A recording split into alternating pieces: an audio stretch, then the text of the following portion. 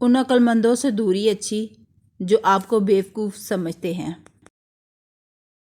آپ سال بدلتا دیکھ رہے ہیں، میں نے سال بھر لوگوں کو بدلتا دیکھا ہے۔ مجھے لوگوں کو معاف کر دینا آتا ہے، مگر دل میں دوبارہ جگہ دینا نہیں آتا۔ رشتہ رکھو تو سچا، ورنہ الوداع ہی اچھا۔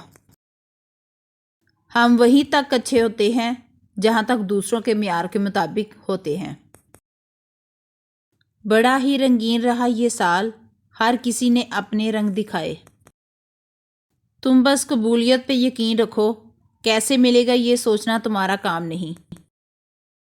کسی کی اصلیت سامنے آنا بھی اللہ پاک کی نعمت ہے۔ جو آپ کی برائی کرتے ہیں انہیں کرنے دیں، کیونکہ برائی وہی کرتے ہیں جو برابری نہیں کر سکتے۔ اکثر سستے لوگ ہمیں زندگی کے مہنگے سبق دے جاتے ہیں۔ دولت اتنی کمائیں کہ جب آپ بیمار ہوں تو آپ کے بچے ڈاکٹر کو لائیں، وکیل کو نہیں۔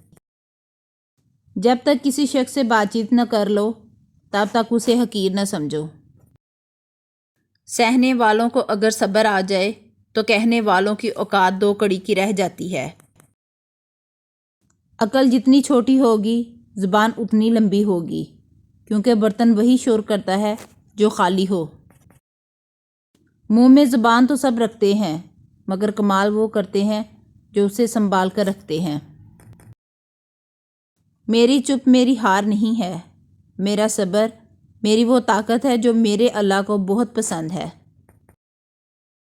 دنیا کا سب سے اچھا تحفہ وقت ہوتا ہے، کیونکہ آپ اگر کسی کو اپنا وقت دیتے ہو تو آپ اسے اپنی زندگی کا وہ پل دیتے ہو جو کبھی لوٹ کر نہیں آتا۔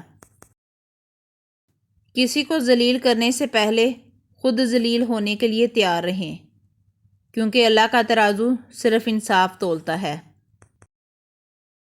اگر کوئی بلا وجہ آپ کا دشمن بن جائے تو مان لیجئے آپ میں کچھ خاص ہے، سامنے والا حسد کا شکار ہے۔